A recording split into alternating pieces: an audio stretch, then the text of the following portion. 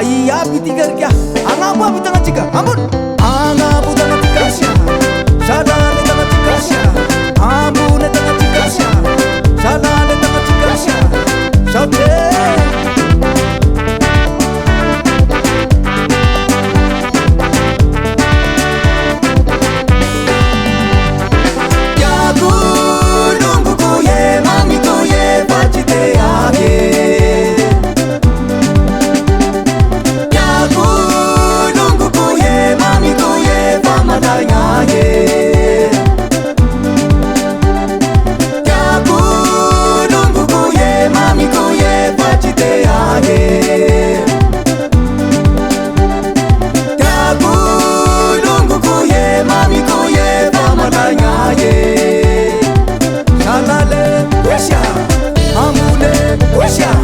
Shalale, Wesha, Ambune, Wesha, Mire Pake, Mire Pake, Mire Pake, Mire Pake, Mire Pake, Wesha.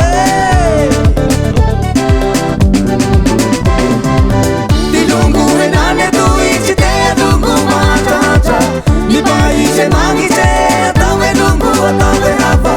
Dilungu enane tu ichite dungu matata, Nibai se mangi se atawe dungu.